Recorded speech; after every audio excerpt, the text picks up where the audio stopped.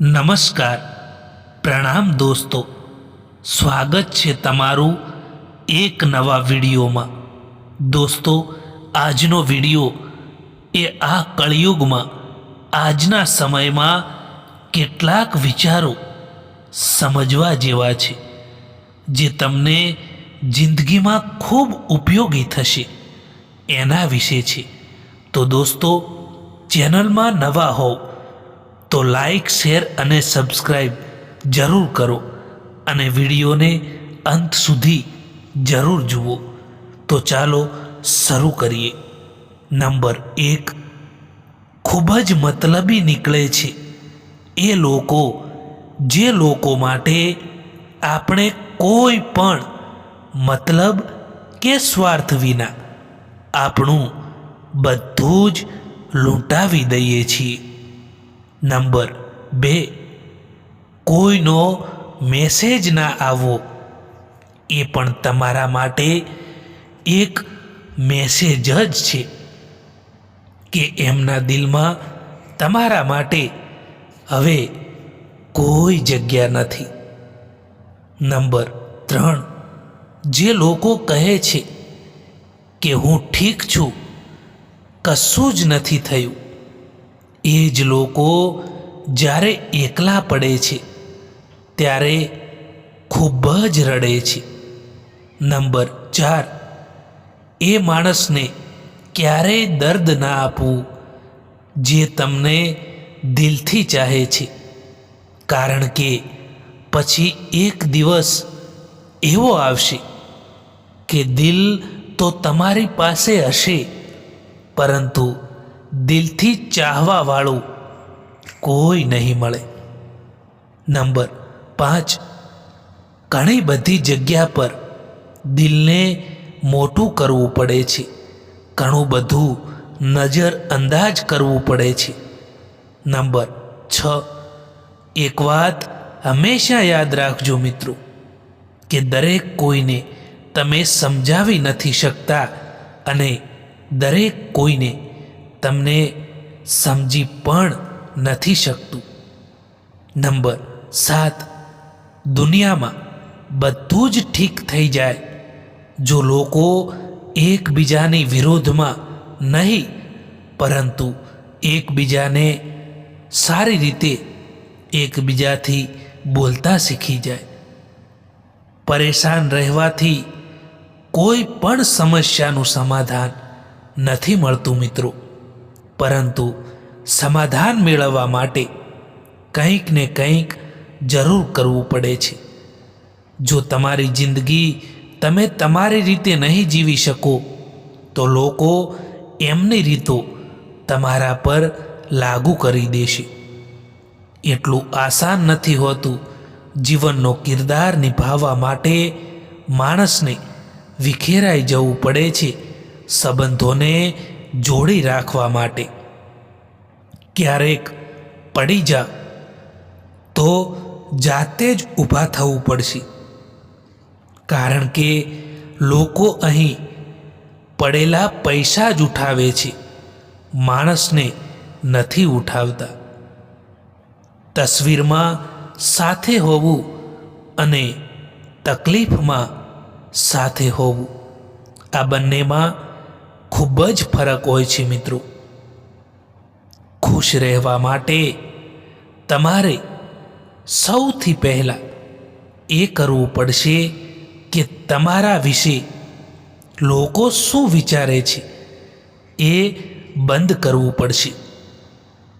અહંકાર એમને જ હોય છે જેમણે કંઈ પણ સંઘર્ષ કર્યા વિના બધું જ પ્રાપ્ત કરી લીધું હોય. જો કોઈ તમારી કદર ના કરે તો ચૂપ થઈ જાઓ અને એમનાથી દૂર થઈ જાઓ.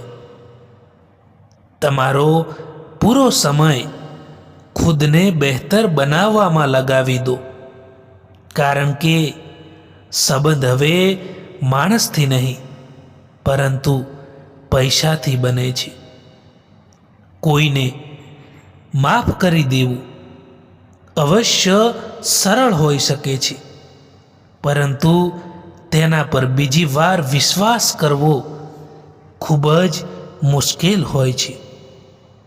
આસાન નથી હોતું એ માણસને સમજવા જે માણસ જાણે બધું જ છે પરંતુ બોલતા કંઈ પણ નથી. જે લોકો દર્દને સમજે છે એ ક્યારેય પણ દર્દનું કારણ નથી બનતા. જ્યારે વધારે હસવા અને બોલવાવાળો વ્યક્તિ અચાનક ચૂપ થઈ જાય તો સમજી લેવું કે તે અંદરથી તૂટી ગયો છે. દર્દ સહન કરતાં કરતાં માણસ એ વળાંક ઉપર આવી જાય છે કે તેને હવે કોઈ પણ નવું દર્દ એ નાનું લાગવા લાગે છે. જીવનમાં એક વાત હંમેશા યાદ રાખજો મિત્રો, કે જે માણસ આપણું પોતાનું છે, જે માણસ આપણા માટે સમય કાઢે છે, જે માણસ આપણી કદર કરે છે, તે માણસ ક્યારેય આપણાથી દૂર જઈ શકે જ નહીં. મેં સંબંધોને સમય આપીને પણ જોઈ લીધા, પરંતુ હવે મને સમજમાં આવ્યું કે એકલા રહેવાનું જ પસંદ છે. તમારું દુઃખ એ તમારા મનના વિચારો છે. તમે જેટલું વધારે વિચારશો એટલા જ તમે દુઃખી થતા જશો. આપણે જેમની જેટલી ચિંતા કરીએ છીએ હંમેશા એ લોકો જ આપણી કદર નથી કરતા.